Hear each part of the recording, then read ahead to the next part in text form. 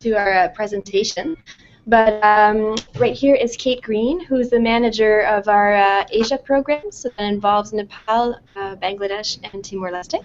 Okay. And Cynthia Morinville, who is the seedmap.org coordinator and policy person here at USC Canada, working under Faris Ahmed. And I'm Elodie Mantha. I manage constituencies and volunteers at USC. And both Cynthia and I are new recruits from the spring, but Kate has been with us for a long time. A long time. We won't say the number of years, but she is a wealth of knowledge about all kinds of program-related stuff in Asia, definitely, but also she used to do the public engagement side of things, so she's quite well aware of what's happening in Canada around food and seeds. And so I hear from you guys that you all have quite a bit of background knowledge as well and interest in lots of things that USC does on various fronts, so that's great.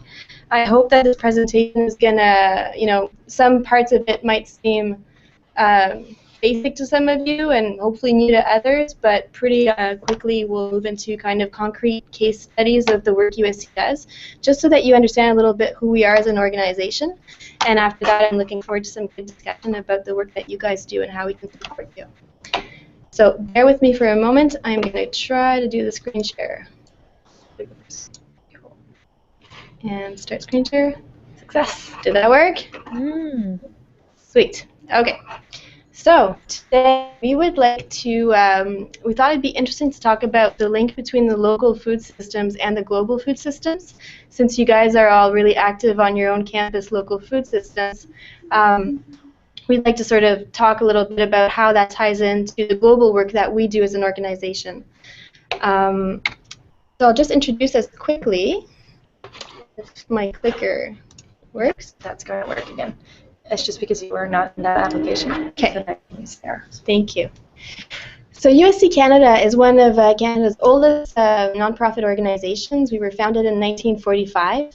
Our name comes from the name of the organization at the time, which was the Unitarian Service Committee of Canada.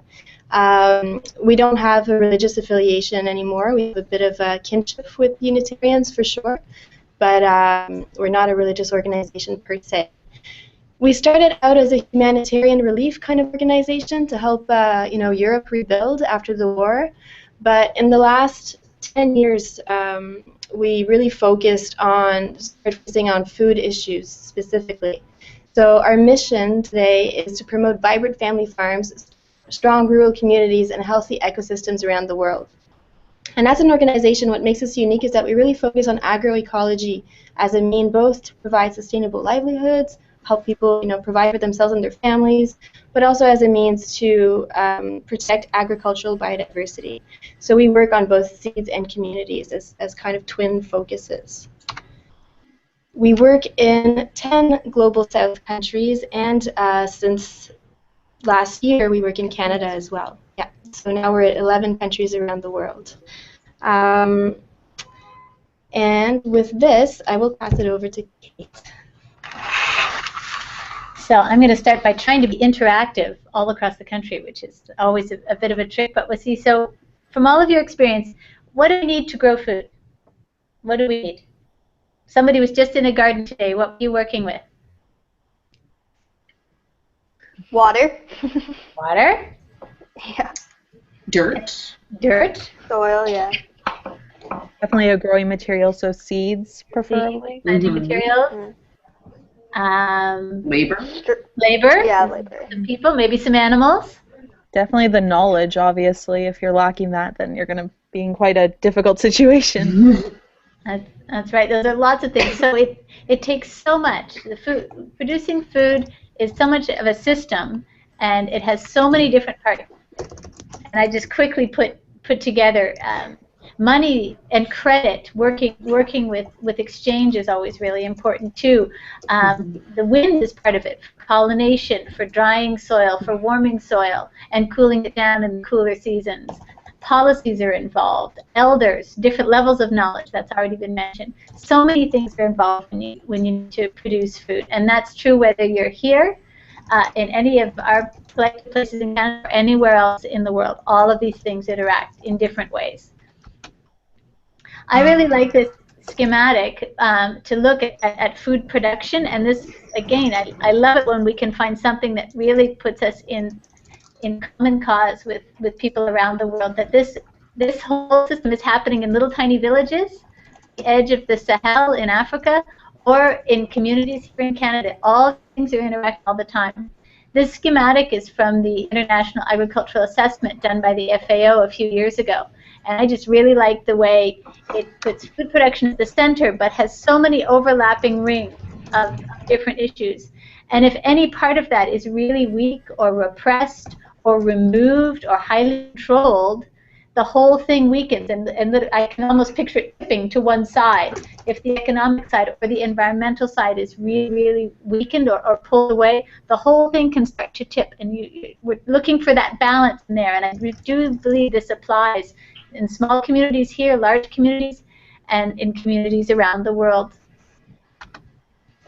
So what are some of the things that make a really resilient local food system? And resilience is a phrase that's happily becoming much more commonly used in community work everywhere. I think I'm seeing it more and more, that you need to have, if you're resilient, you can recover from difficult situations. You can organize and learn and adapt, because every day is a little different. And it's a really key lens that USC Canada has been using for quite a few years. We didn't know it was resilience many years ago when I started, but that's become a key term and focus that we use. And it's also being studied more. And I know there's more literature and courses and things like that, even coming around resilience theories. So I'm going to share, I think I have actually 4 very specific examples that highlight different aspects of local food and seed issues around the world from USC programs. And then we'll draw, I'm going to try and actually draw that to some of the experiences you may be having here. So I'm going to try and blend the two. The first is from Bolivia. And in this picture is one of our colleagues. USC has all local colleagues and staff overseas. This woman's name is Natividad Colque, and she's in Bolivia. And she is a keeper of potato varieties, and she's showing some of the varieties that she keeps on her homestead land, and she helps organize around keeping that diversity growing and growing out each year. And the blanket there are, I think it's something like 27 different varieties of potatoes. There's one that's an imported sort of foreign variety that has been brought in. All the others are local varieties with tons of different characteristics. And different to working with community seed bank, you can store things. Potatoes are really tricky that way. They're much harder to store over the longer term, so they need to be planted and grown out, but then mapped in the community so everybody knows where they could get something if there was a problem or they wanted to expand what they were growing based on their conditions. Sometimes the program managers like myself are traveling, we get a chance to take a picture that just captures the reason why diversity is so important and locally based seeds are so important. And this was the case. This was taken by a former colleague a few years ago in Bolivia. They woke up one morning and there had been a frost, a little bit out of season. They didn't expect to have a frost that night before. And you can see the brown fields. Those plants, potato plants, have just gone to mush. They're like jello sitting there. And by the middle of the day, they'll just be black compost on the ground. And then there are still some vibrant green patches as well. And the potatoes underneath the plants that have gone to mush and not survived the frost, I mean, you could eat them, but you'd probably get a stomachache. They're not ripe. They're not good. And they're certainly not possible for planting the next year. But the bright green ones have survived. And you can probably imagine which is the local variety that could handle something different that happened. And it's the bright green ones. It was an imported variety that had been brought in to grow sort of for export or for city eaters. It wasn't what the local people planted for themselves. And this is a wider shot of that same area. This is the terrain that those potatoes thrive in. So of course they're adapted to very different conditions, very rock, very steep, with very changeable temperatures. And all those 26 varieties are important to have in those different conditions. Whereas the imported variety was bred for these conditions. Completely different, about as different as you can imagine. And so that's where the real risk comes from, not having enough local diversity, local varieties, whether it's potatoes or other seeds, available to use and adapt in that place, and where the real difficulties come from the introduction of things from afar.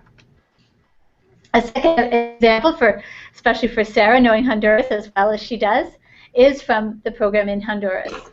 And it's really where we honor that local knowledge piece that our friend with us from Trent mentioned in her introduction.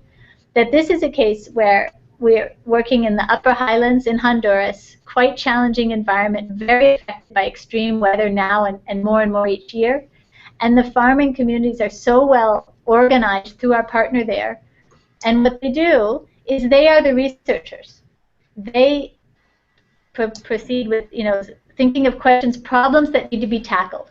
And they set the agenda and they address them with FIPA, who's our partner in Honduras, who's really great at working with the farmers. And they design research practices that they can do on their farms, do in little teams, and track information, trying different things. You see examples of terracing, different ways of land management.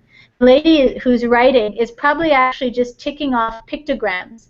She's not about pest issues in that particular crop. She probably can't read and write as we would expect, but she's just as valuable a researcher, and probably more so actually, because she's observing things in her space as they're testing different areas of pest management, using composts, different varieties of seed, different practices. The farmers lead the research, and they share it, and they've become so well known in Honduras. It's really, really extraordinary, and it's supporting the local organizing as well. They have community seed banks. They're very well known for varieties of seed that they have bred themselves and share, sort of completely exiting the formal corporate system of plant breeding. These farmers are leading it through their researcher teams and then organizing around that, dealing with local markets. And they're actually now really moving into trying to address policy issues in Honduras, which is really tricky and a huge area of work for them, but they're so strong with their local knowledge and experience that they're pushing at the national level now. So how do these kind of micro examples, feed? How do we feed the non-farm population, the people who are not, the whole population of the world? We need to produce surplus. And how can small scale like this, where you're investing in local diversity, where you're organizing with farmers, supporting farmers' knowledge? Well, we'd been aware of this, and many, many organizations around the world knew that this was a successful way to farm, a better care of the planet way to farm and grow food. But thankfully, stronger and stronger sort of more institutional documents are coming out in support. And this is from where that schematic at the beginning comes from, the International Agricultural Assessment in 2009. We were so glad this came out. And its big finding and conclusion was that small-scale diversified productions in production systems in developing countries are as productive, and they have less cost. They have a lower ecological cost than the high industrial farming methods, and they have a better chance to adapt. And in the 5 years since this came out, there have been study after study and report and conference again endorsing this. So it's been really helpful for us to have this kind of endorsement at the higher level. So it's not just, oh, those nice people and their little farming friends producing for their villages, all well and good, what are you going to do about the cities? When these start coming out with hard research, it's really, really good for the whole system. And how is USC involved directly in these? I'm mindful of our time, and I definitely want us to get to questions and also what Cynthia is going to share. So we have 5 areas of work. There's more about this on our website because, like I said at the beginning, growing food is a system. We're very known for our seed work and agricultural biodiversity work, but if we had blinders on to only that issue, the whole system wouldn't work. So we are involved in many different individual activities in each of our programs. And we have the Canadian work now as well, which has been really great that we've been able to actually get funding to work on the ground and in the ground through the Bauta Family Initiative on Canadian seed security. That's doing farmer-led plant breeding, community seed libraries, community seed banking, all of those things to support organic seed growers and heritage seed growers in this country. Sow and Save is a school program, kind of paired with Growing Up Organic in many cases, with elementary school students fit into the curriculum about why seeds are part of the food system, because we found that was a missing piece. Story of Food, great creative resources that we have to help support groups like yourself in pushing this local message. Do I have a couple more slides? I thought I do. Yeah. So 2 more quick examples, and these are from the Asia programs now. I apologize, I don't have a good African example from East or West Africa for you this afternoon. This is a case from one of the programs I'm very linked to, and this is from the far northwestern part of Nepal in Humla, which is a very remote part of Nepal. It's a 10-day walk to the nearest road, or you fly in. That's how I've been able to get there over the years. And these communities talk about being a local system. Local is what they've got, and they have a short growing season, very different conditions around each bend in the river. It's high, it's cold, it has a short growing season, and the soils are quite thin, but people have lived here for thousands of years. And the diversity of their food system is actually something that's going to be very important to the rest of the world too. So we've worked in these high areas for a long time. They have a very short growing season, so every moment of the day during the growing season is devoted to producing food, drying food, and storing food and seed for the next year. And you can just see what a village is doing on a sunny September afternoon. But they do have real vulnerabilities, and it's so easy for diversity to be lost. And in our initial work up there, when the food system was very, very fragile and quite compromised when we began working there, now we work with our colleagues. Anga is there in the green shirt, and then these ladies in the village of Raya, slowly and carefully presenting in the community little farmer plots, diversity blocks they call them, of different kinds of beans. And they grow them exactly farmers' methods, right by the trail, a few little signs. And they meet kind of like a book club, except it's like a bean club. Every few weeks they meet and look at how it's growing. Oh, that one did well. That one's really fading on that frosty night. The other night it didn't do well. So they study them and follow them for a year and sometimes 2 years before seeds are shared out to the farmers to try of the varieties they want to try. So farmers set the agenda, make sure nothing is brought in that's from very far away. Sometimes they're varieties that we know are going to do pretty well from other experience in the country. It has to be done so carefully in such a fragile environment that's so remote and with only that one short growing season. It's not like Honduras or Timor or other parts of the world where it's growing all the time. So it's very carefully, locally based work.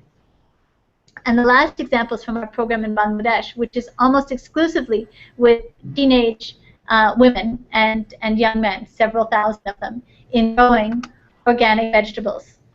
Through previous work we had done, it's a very young country. Young women are particularly vulnerable in their personal safety, their security for their lives, and the more skills they have, the more they contribute to their household with their parents and the rest of their lives. So organic vegetable growing, these young girls are farmers, and it really raises them up in that role. And they have seed gardens and community seed banks that they're running as well. We have a network in the Northwest involving just about all the 3,500 girls growing rare varieties, growing them out, starting to sell seed, running community seed banks, and now moving in selling the surplus vegetables. They've been growing, some have started to lease land and grow vegetables collectively, and I've been associated with Bangladesh for a really long time. And when I was first there as a grad student, this would have been unheard of. Social change has come and allowed young women to do things like lease a piece of land for a few years and grow vegetables collectively. The part that's trickier now is what to do selling in the marketplace. And young women in the marketplace is still not something that's really safe or a good idea. So we're working on some neat value chain pilot projects, working with specific marketplace vendors, trying to set up some small cooperatives that the girls can get a fair price for what they're growing. It's really high quality organic vegetables and organic seed, but their place in the marketplace is still quite tricky. So we're working on that right now in this coming year and a half. And it really strikes me that dealing with the market is something that each of you in the campus programs, you're dealing with a very complex market. And so making those arguments, finding unique ways to deal with the marketplace and introducing locally grown foods into market systems always takes a lot of negotiation, and that's a parallel that struck me from the work in Bangladesh. I think that's my last slide, isn't it? Yeah. Do I click for Cynthia? Yes, you can. Over to Cynthia. All right. Hi. As Elodie mentioned, my name is Cynthia Mornville. I'm the coordinator for policy and campaign here at USC. I've been here for a couple months now. So not as much history and knowledge as Kate has to share, and she could talk about this for much longer if you get a chance to catch her in some of our events. It's very interesting to hear about the work we're doing overseas. I'm a long-term student activist, so I'm really excited about this new collaboration we might have with you guys and see where this can go. So let's keep this conversation rolling after today. So moving into what Canadian students can do, well, you can, on campuses and in your community, promote vibrant family farms, strong communities, healthy ecosystem, and that obviously starts as anybody else, as with your voting with your dollars, changing your lifestyle, committing to buying local, committing to meeting your farmers at the farmers market, know where your food come from, etc. There are so many avenues that students can engage, and not only you, because you guys are already very engaged and versatile and versed in those issues and doing work to make changes happen on your campuses. But if you know of anybody else that when you do or host those events on campus, there are so many ways we can do this. Get in touch with us. We have an endless list of things that we could suggest. So yeah, so get the word out. That's one of the things you can do. Obviously, we have fundraising events. So we held recently a concert. We have Run for Biodiversity. The funds we raised here helps doing the work we do with farmers in Canada and elsewhere, etc., etc. But as you guys are students and working in education in an educational settings right now, maybe doing research for undergrad or graduate work, start talking about agroecology. Research it, inform it, socialize the word is how we make change happen as well, and bust some myths. Because as we've seen in the examples that we've shown you, or with any other research that keeps coming out, as Kate was mentioning, agroecology can feed the world. But not only that, as we face a growing population and climate change, and you guys all know that, this is the best strategy we have to feed this growing population and make sure our food systems are resilient. Just a little bit of shameless promotion. I will introduce you to the Seed Map portal, which is what I work on most of the time. Before I do that, though, hold on a second. A very neat fact that I like to use is, currently estimations are that 9 out of 10 bites that are consumed worldwide comes and start with the planting of a seed. So when we talk about food security and food sovereignty, which are issues that are more discussed, I think, in research and in policy right now, it means seed security, and it means starting with seeds and starting with farmers' rights, and that's the way to ensure biodiversity in our agricultural system as well. And yeah, so get in touch with us, and now we'll launch the seedmap.org. And I'm going to get the mouse from you so I can navigate. Hold on. Is it screen shared? Yes, I will. Do you guys see this? Yes, okay. So this is our blog, and this is, if you type seedmap.org, this is where you land. We have resources in the classrooms that's coming throughout the summer. That's another thing we're working on, developing educational tools, and that if you guys are into education, it's also work you can do to make change happen as well. Get in touch, we'll talk. And here is the actual portal, which can also be accessed at map.seedmap.org. The Seed Map is an interactive, comprehensive online tool, and it's loading slowly right now. Thank you. All right, can you guys see it? Yeah, okay. The idea of Seed Map is to trace the origin of our food and know where it comes from, and showcase what kind of threats that the agricultural community is facing at present, and what kind of solutions are being developed by farmers, by participatory research out. The kind of research we do with our partner organizations around the world, and what kind of peasant, so like Via Campesina, those kind of organizations, what kind of work they're doing and what kind of push for policy is currently happening. So a little bit of history behind the Seed Map. It started about 7 years ago from an idea of mapping how our food system and what it looks like. It started as a printed map. It was distributed in 15,000 copies in 7 languages across the world. It was a huge success. And correct me if I'm wrong, I think it's 2006, the idea came to put it online and make it an interactive portal. In 2013, we launched the Seed Map for the first time. So it's been rolling for a year. And it currently has 374 case studies on it, and we're hoping to rope that up to 800 once we're done the establishment of a new interactive phase over the next year and a half, I think. So the way to navigate the scene map right now, you can access it through 3 different themes. So information, as I mentioned, is organized by food diversity, threats, or solution. So you could explore a theme and look at centers of diversity for crops, let's say, and then a seed map will bring you, I believe there's 12 case studies for this one. And sometimes we have videos or photography, information in the text box, and I don't know why the map is not loading behind. We'll just wait a little bit. Every time we also... I have to... Sorry, Yeah. I was just going to chime in. It's actually some of our students that aren't on here. There's Ethan from Memorial and Wes from Carleton, and they actually have the original seed map up in their room. So often when I video chat with them, I can see it in the background. So That's so awesome. Our colleagues went to Rome last year, and they walked into an office, and it was there on the wall. And I've seen it in India and Nepal, Bangladesh. It's all over the world. And I have lots of copies in my office if you want more. It's really amazing. So when you launch into the seed map, you always have a link and resources. And I think that's one of the neat thing about seed map is that it's thorough research that's behind the information that we showcase on the map. It's solid information, so you can always read more about it by clicking the link and resource about a case study that you might have be browsing at the time. So now we're at Food Diversity, Center of Diversity for Crops, and as you can see at the bottom, there's 12 of them. So you could navigate them, the 12 of them, go back and then see just the titles, see where they're located. If you want more information, you can either click on the node here or click the case study at the bottom here, and we'll bring you more information on it.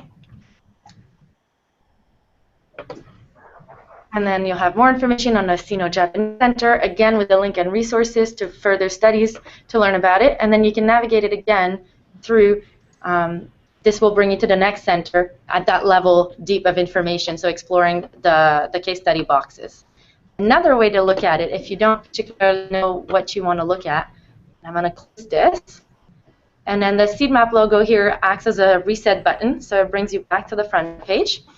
Where you have the 374 case studies, and you could technically navigate them all one by one, scrolling this way, if you wanted to. Let's just say we want to hear more about potato that Kate talked to us about. We have this little search bar at the bottom, which works as a text finder search. So any word you can find, it's not indexed, so it's not like you need a list of what the things we've wanted you to search for. You just type whatever you might find interesting and see what's out there. So you have 18 case studies currently that have the word potato in them. So the way you can navigate them, because it's not a theme thread, you can't go, once you've opened it, you can't go to the next one. This is a tricky thing. We're working on it. It's a bit more difficult to navigate, but that just means you need to step back and you can read more about potatoes elsewhere. And again, this is what I did mention at the beginning. The color code is green is diversity, the blue is the solution, and obviously red is for threats. Yeah. As a policy person, why I have about a minute left, and I really wanted to share with you why I'm thrilled about the team. I'm a bit of a data geek, so that makes it exciting for me. But agroecology and small-scale agriculture, when we think about it, when we talk about it, those case studies, those initiatives, they're inherently small by design, and that's intended that way because they're locally designed for local environments. But agroecology and the work that farmers are doing worldwide is a global movement. And picturing it on a map that showcases, now we have time the map, but and showcases all of the work that's being done at present really gives you a sense of how big it is, how revolutionary it is, its potential, and using the platform to make policy change happen. That's where, to me, it galvanizes a larger potential. And I'm going to look at that. I'm in the 2015, as I mentioned, we're rolling into a more interactive phase and adding more new features to this map. So if you have suggestions or ideas or any of those things, please get in touch, and I'm happy to discuss. Awesome. Thank you, Cynthia. I'm just trying to go back to where we were on the presentation. I mean, really, we're basically done. There's just a few kinds of questions that I had for you guys, and I'll take the presentation down in a minute just so that you'll see that we have our contact information there when you look at it later. But basically, I'd like to hear more about the work you guys do. And, we all work in different parts of the organization, but all of us might have some kind of help that we can offer with some of your own projects and objectives. We'd also are curious if you're looking for, Sarah mentioned that one of the things you guys are working on this summer is kind of developing opportunities for students on your campuses to get involved when they come see you as an organizer in the fall. We have a few kind of public engagement programs, such as our Run for Biodiversity, which is basically people running in a marathon in one of their cities, or people organizing their own run. We have somebody who just did a triathlon for biodiversity. Somebody else has a ski for biodiversity. There's even been a dance for biodiversity. There's been a dance, and there's going to be a choir for biodiversity. So basically, the idea is you can organize your own event and do it for biodiversity by fundraising for our programs. We have some very neat T-shirts that you will receive if you do that. There's other ways to volunteer too. That's just sort of a nice one because it can be exported and self-organized. And the last question I have is, what are your thoughts about where the movement is at in terms of seed security? Is that a topic that, you think is already sort of being socialized, or do you think that people are really not thinking about seed yet? Us at USC, we want to get the idea of seed security out there, and we're going to be promoting a big campaign this fall to sort of bring that issue to the spotlight. But do you think that's something that needs more work on campuses, and if so, are you interested in working with us and getting that word out once our campaign is ready to be rolled out? So I'm going to go back to the webcam. I don't know how. Yeah, hit my little button. But yeah, so maybe I'll turn it back to Sarah to share the conversation. Sure. Well, thank you guys so much. I think it's so interesting. We called the project the Campus Food Systems Project, and often get wrapped up in like procurement and getting dollars. And I think I really am excited to have this brought to a different level and think a little bit more holistically of what the work we're all doing actually connects to. So thank you guys, and I hope for the coordinators, this was you guys are some of the top experts on sort of global food systems on your campuses, but I think it's just really always important to hear this information echoed of what, the actual extreme importance this is to that image of the potatoes was like really striking to me, and I think that's something that we never think about when we have French fries. So I think you guys are amazing sort of conduits of sharing that information to the people who are eating the French fries, and the challenge is how to do it. So I think Elodie posed some really interesting questions, so maybe we can just start there, and just I'll throw this out to the group as well, Elodie, after this, and I can collect sort of other thoughts over the next couple weeks, so we can share this out. Yeah. So, I also forgot if anybody has questions on anything we presented, please do. Just jump in. Awesome. Okay, so if there's not, can we maybe go just a go around about are there ways of bringing this agroecology dialogue or this idea of from seed to plate onto campus, and if you're seeing really big opportunities or really big challenges, sort of raising that out. So Maggie, why don't we start with you on any thoughts? Yeah, I guess I've just I've been thinking a lot about community gardening. Oh, your mic is muted. Oh, shoot. I can hear her. I can hear her. Yeah, maybe your mic's okay. Okay. Maybe it's my headphones. Sorry about that. That's okay. Anyway, so I've been thinking a lot about community gardening and bringing a more holistic approach to community gardening, and I think part of that is understanding not just the fact that you're planting seeds, but also understanding what happens to all of those seeds before they get there. So I think it kind of made me think of when we were planting our campus garden, the guy who brought all the seeds was like, oh, so these ones are actually heirloom tomatoes or lettuce, I can't remember what it was, which means like they're not GMO or anything like that. So I think it'd be really interesting if we had like some kind of harvest party with all of the produce that we've grown in the garden to identify and highlight the fact that some of these things are heirloom seeds and they're coming from more sustainable and more, I guess, traditional systems, and kind of using that as an education point on the importance of understanding not just like the farm to fork, but like the seed to fork kind of thing, like you just said with the seed to plate. And so I think that would be an interesting way of bringing it about, because I don't think people think a lot about seeds here. Like I know in my development studies classes it comes up a lot, but that's kind of its own like separate culture on campus, and it's not necessarily thought about a lot in the general population. So. Okay. Awesome. Thanks so much. Can I ask a question, a follow-up, real quick? So you mentioned the guy who put this in your campus garden. Do you remember where he got him from, or what kind of process do you guys have to get your seeds year to year? We're actually a new garden, so they've only planted one other year before that, and I wasn't involved, so I'm not really sure about what they did last year, but this year he's just a community member who has experience with gardening, and he just brought like a giant bag of seeds and said, okay, like I have all this stuff, what do you want to plant? So yeah, and then so he just mentioned that they were heirloom. So I don't know a lot about like how that happened, but it's definitely something I like to look into and kind of figure out where in our community we have access to that kind of stuff. Yeah, Kate's making a good point that because we have our Canadian Seed Security Initiative now, we could probably link you guys up with local to you seed producers if that's something of interest. Yeah, definitely.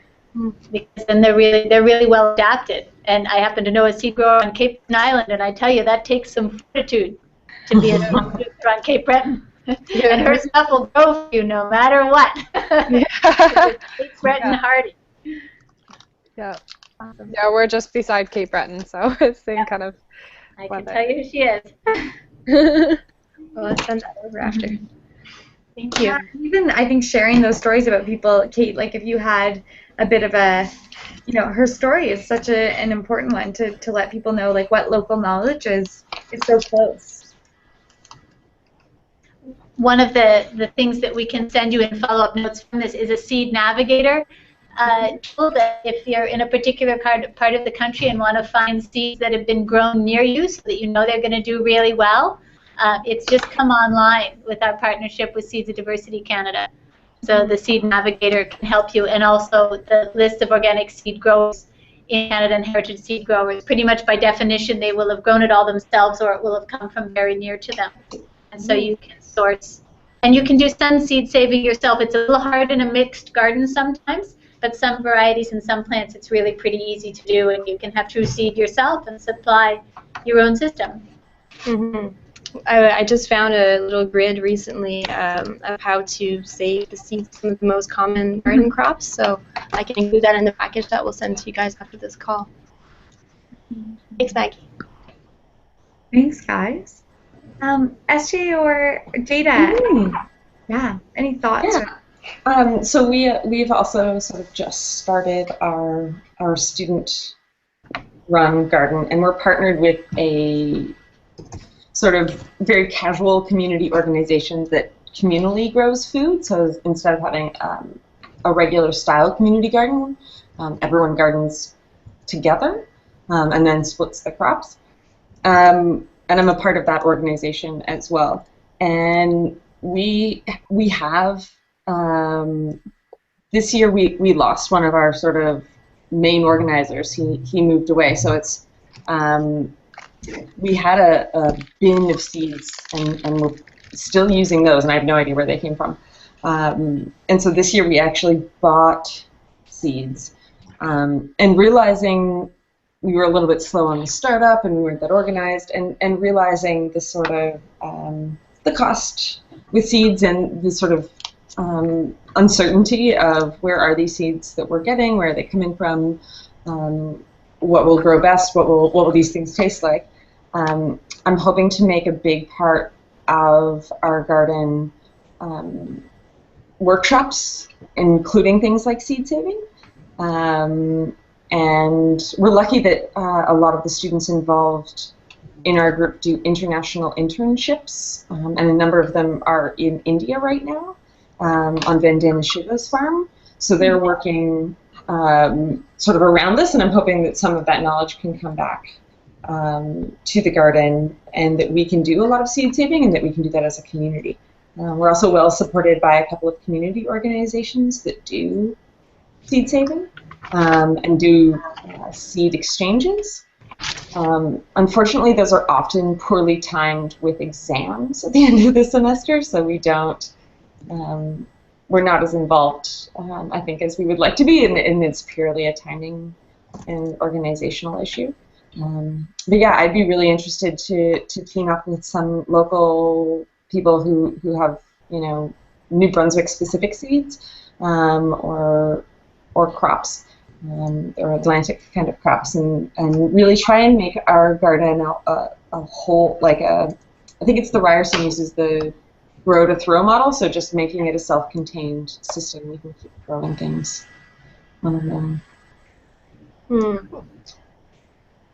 So interesting. I mean, we also get potatoes from the Potato Research Center, but we have no idea what those potatoes are, and they may or may not be genetically modified, but they're free. So that's the other part of trying to do this on a... There's no GM potatoes yet in Canada, so you're probably okay on that front. Okay. It's just, it wouldn't be like whole, it would just be like researchers with like a pipette, like, yeah. Who knows what they're doing to those potatoes before they give them to us. Yeah. So do you find that there is some kind of awareness around seeds? Like it seems to be an issue that you're into, but outside of, outside of your head, I guess, like, do other folks get it too, or do you find you have to sort of like raise awareness?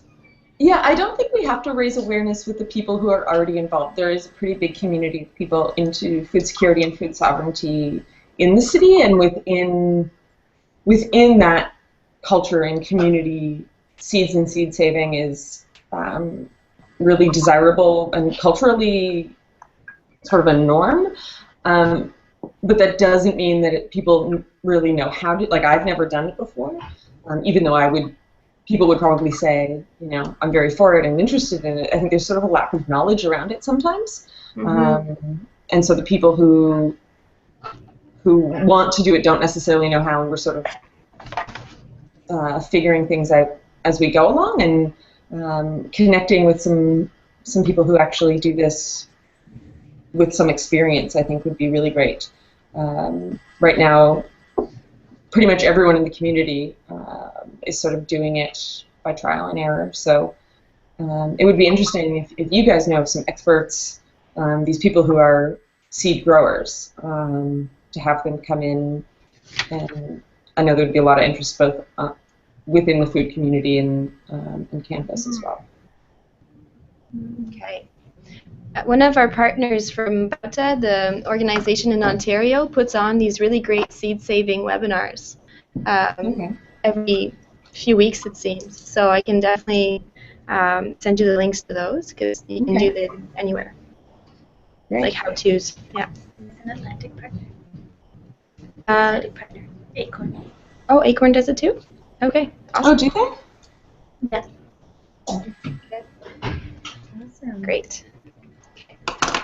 Yeah, Acorn's an amazing organization, unfortunately, and they have a lot of workshops. Unfortunately, they're in person, but I don't have a car, and so they're very rarely in Fredericton. They're usually out on someone's farm.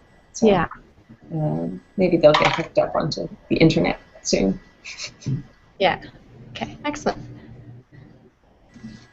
Dana, any thoughts from Dalhousie? I know Dalhousie actually just got a $17,000 levy for their student garden, so that's a pretty exciting move. Congratulations. Yeah. So which is kind of cool about Dalhousie is that we have a college of sustainability. So a lot of people are actually doing majors in sustainability. So I'm in that major. So we have Thursday night lectures as well as lectures obviously throughout the day. But Thursday night lectures are unique because all the community can come too. So we've had probably at least 3 lectures that pertain to seeds each year on the Thursday night lectures. So that's kind of cool. So you get a broad overview of that, but I would definitely be interested in learning about seed saving some more via the seminars. And what else was I going to say? So I'm actually helping out with the garden next year along with my other friend. So the person that Rob, who actually helped out with getting the levy. So right now we're just organizing it and preparing it for next year. So we were talking about doing some teach-ins in the garden. But seed saving would definitely be an interesting opportunity. The one that came to mind to kind of address the other people at Dalhousie that aren't necessarily know a lot about a food sovereignty and seeds would be during our Green Week, and it's hosted in the Dalhousie Student Union building and other buildings across campus. So maybe if you have any flyers or any handbills or anything, that'd be really helpful because the more the merrier. And it happens in September, so it's a unique opportunity to begin the year with learning more about food systems and everything. So the first part of September when folks just get back on campus, or? I believe it's the 3rd week in September. Okay. Well, please send me the dates whenever you have them for sure, and I'll make sure to get you some flyers. Cool. Sounds Thank good. you. And I think there's so many ideas running through my head right now. We have local food days, which are really great times to sometimes, especially at St. FX, actually highlighting local producers and connecting in with that. But I think often we focus so much on local food that we don't talk about where our other food is coming from. And I think there's a lot of potential to dig into things like rice and potatoes and things that quinoa that are and lentils and things that may be coming from Canada, but often are coming away, and digging into that a little bit to build some awareness about what food we're not getting and who are we supporting, and making sure that those decisions are really conscious. Yeah, actually, what I was going to say, Maggie from St. FX and I and Allie were talking, I think, yesterday or 2 days ago about doing an event at Orientation Week to do with seeds and planting and everything. So that'd be kind of a cool opportunity to get some new students interested. You could give them a little seed in September and ask them to hold on to it and take care of it until April, when you can actually put it in the ground. Yeah. And keep people's attention, because that's one of the hard things in our climate and working with the school year, is the school year is not actually a very good growing season in most parts of Canada. You can't plant in September and harvest in June, so you have to plant the ideas with people and keep them over the winter until you start preparing. So maybe if you're lucky in April, maybe in May you can put something in the ground, which is right after exams when everybody's doing summer jobs and things. So you could maybe give everyone a little bean to take care of in September. Make them show their seed-saving cred. Yes, and have them being at a few workshops or dances or music nights or things like that over the winter to keep the attention, because it is one of the tricky things. It's like that 2.0. Exactly, you got to keep your bean, or those high school classes where you were given an egg to take care of for a week, except you got to keep your bean and be ready. That's funny. We gave, actually, I think it was 2 years ago, we gave a tomato plant in a bag, so everyone could plant it no matter where you lived, in a house or in a campus residence, and they grew tomato plants, and that was pretty cool. Good for you. That's a great thing. Yeah. Are any of you West Coaster going to be at the Food Secure Canada workshop in November? West Coasters. In East Coast, in Halifax? Yeah, that's what I mean. Sorry. Yeah. I didn't. It's 5 o'clock. Yeah, okay. Are you guys going to be there? Because we're going to be there. So if you are, drop us a line. Cool. Yeah. Shake hands properly. That would be That sounds good. But we do hope we'll be in touch before November. Well, it's the Food Secure Canada's annual conference. They, at all the ones I've gone to, and I've gone to a lot, they always had need for student volunteers to help with the conference, and it was kind of a way, often if you could get yourself there, you could be in the conference and help out in lots and lots of ways, that they sort of scholarshiped in lots of students to be part of the Food Secure Canada conference. So you might want to get on their e-list and things like that, so you see the early notices for looking for student volunteers. And I think they also would sometimes subsidize getting people there if it wasn't too far, like help get people to the conference. They did that when it was here in Ottawa, and at least for the others that I've been to, it seemed to be a third students who were there giving their time, and then they got to participate as well. And USC Canada is part of Food Secure Canada, so if you have any problems, just get in touch and we'll find inroads if that information is not readily available on the web. Yeah. We'll give them a call for you. It's getting pretty close to 5, and I know we're going to have to sign off, so I'll leave you the final words, Sarah. But I just wanted to draw attention to this PDF that you shared when our call started, but we also have it by email if that's better. It's a little, it's like a little infographic style about agroecology. It's got like cool. at the bottom and sort of some key stats or speaking points that somebody's sharing it. That's better. That you can use in kind of in conversations or whenever you need to convince somebody basically of the merits of small-scale food production. So that's one thing. I also took notes of other things to send to you guys. So I think what I'll do is I'll format a whole email with all this stuff and send it to Sarah next week, and you can share it through. And the last thing is Cynthia and I have the privilege of going to the National Food Summit in August. I don't know if any of you guys will be there. I hope so. We're going to sponsor and get a bit of a brown bag lunch, the way I understand it. We haven't yet started putting together that brown bag lunch itself, but we'd be super open to ideas or suggestions of kinds of topics that you think would be most useful for us to focus on. Because we can take this stuff in a million different directions based on the work we do, and and obviously we're all pretty passionate about it. But I'd like to target it to whatever you think is going to have the biggest impact for you to bring that information out, or just to have your own questions answered, things like that. So please let me know if you have suggestions. It's just outside of Toronto. Are you going to be there, Sarah? I will, yeah, and most of our coordinators will be there. I think we're getting about 18 of our student organizers on the ground, and then there's about 30 others that come in. So it's a really amazing conference.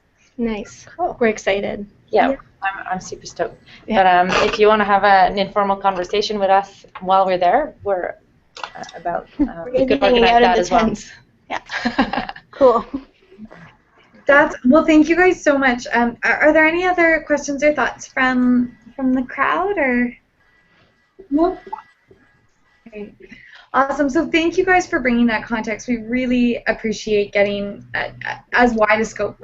Food is such a complicated issue, and we're working on so many different aspects of it. So I think just bringing it back to farmers and seeds and history, and really, I love that diagram of resilience and having food production in the middle and all the different aspects. I think those are things we're all working on. So thank you for that inspiration, but also grounding us in what our sort of roles are. So I think over the next little while we'll have all the other students listen in on this and just collect ideas of what's necessary for the student, for possible connections. I think there's lots of possibilities with not only the events that go on, but also some of the research connecting to some of these global issues. So we'll populate all of that and pass it back your way. And yeah, thank you guys, everyone, for joining in this discussion. Thanks for the invitation. Yeah, thank you so much. Okay. Nice meeting you guys. Nice meeting y'all. Bye. Bye. Bye.